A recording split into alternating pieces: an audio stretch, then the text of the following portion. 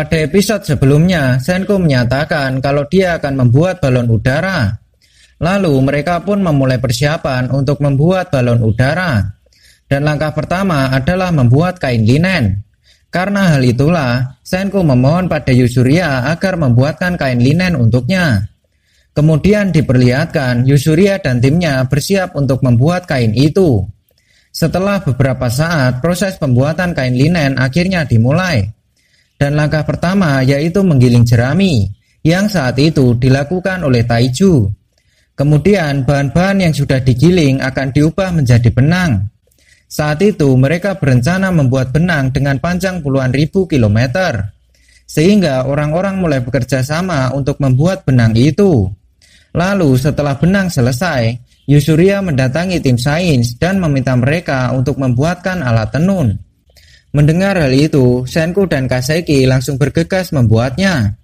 Lalu setelah melewati bermacam proses, alat tenun akhirnya telah selesai dibuat. Kemudian setelah 2 hari 2 malam Yusurya bekerja keras, akhirnya kain berhasil didapatkan. Tapi dari semua kain itu ada yang berkualitas jelek atau jahitannya longgar, sehingga tidak bisa digunakan untuk membuat balon udara. Gen yang mendengarnya, ia pun memiliki ide dengan membuat kejuaraan membuat benang. Dan bagi pemenang akan mendapatkan uang tunai sebesar 10.000 drago. Mendengar hal itu, semua orang mulai bersemangat untuk membuat benang. Tapi Senku masih bingung tentang dari mana Gen mendapatkan uang sebanyak itu. Saat itulah Gen menyampaikan idenya, yaitu dengan mengubah kain berkualitas jelek menjadi sebuah produk. Maka dengan begitu mereka akan mendapatkan keuntungan yang luar biasa. Yusurya yang mendengar ide itu, dia langsung bersemangat. Lalu Yusurya mulai merancang desain pakaian.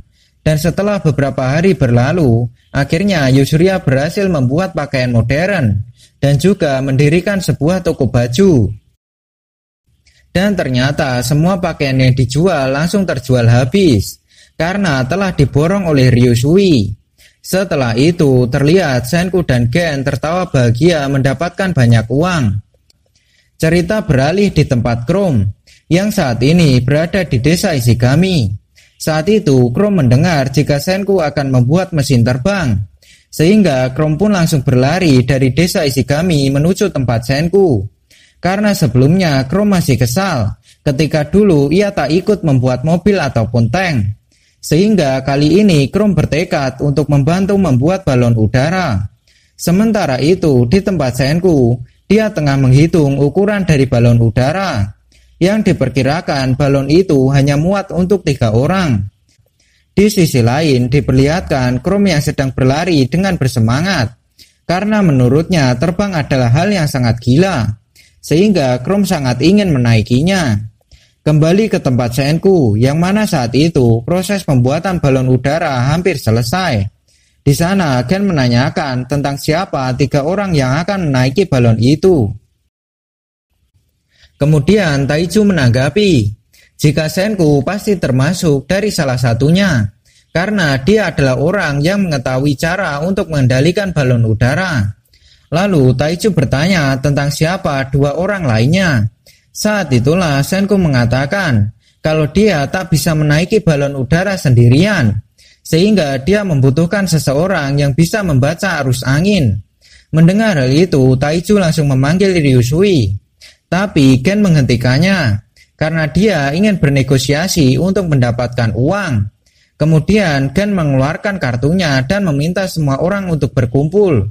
Di sana Gen mengatakan kalau dia akan memilih 2 orang untuk menaiki balon udara.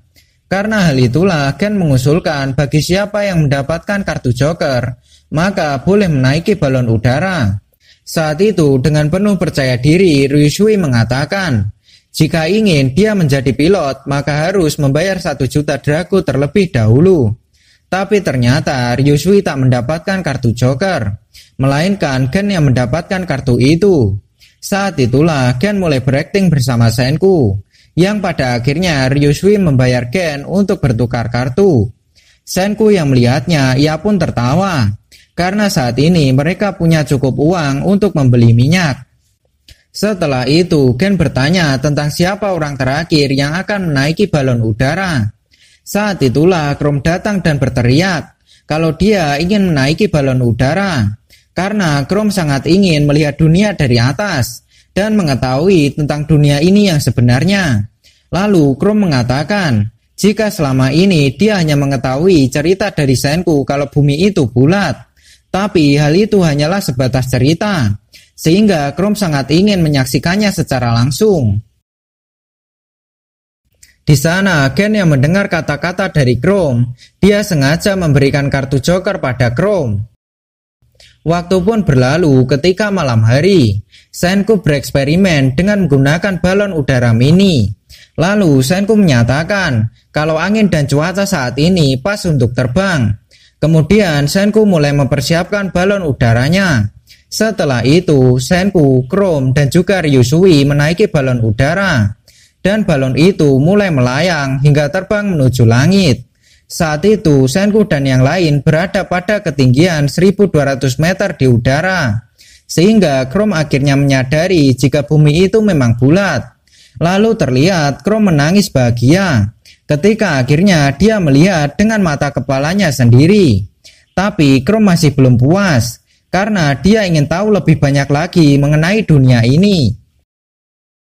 Senku yang mendengarnya, ia mengatakan jika ada hal-hal yang tidak dia ketahui, yaitu cahaya pembatuan yang muncul di sisi lain bumi, sehingga dia ingin tahu apa yang ada di sana.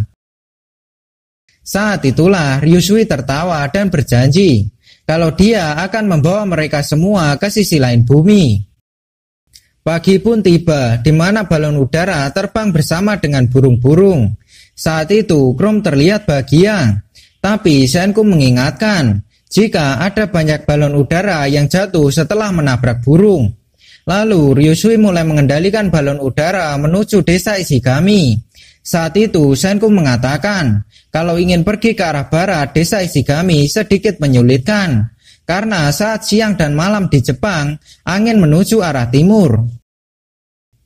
Sehingga jika ingin menuju arah barat, maka harus menemukan area bertekanan rendah. Karena angin di sana memungkinkan untuk pergi ke arah barat. Walaupun pada dasarnya pergi ke tempat itu sangat susah dan juga memiliki resiko yang besar.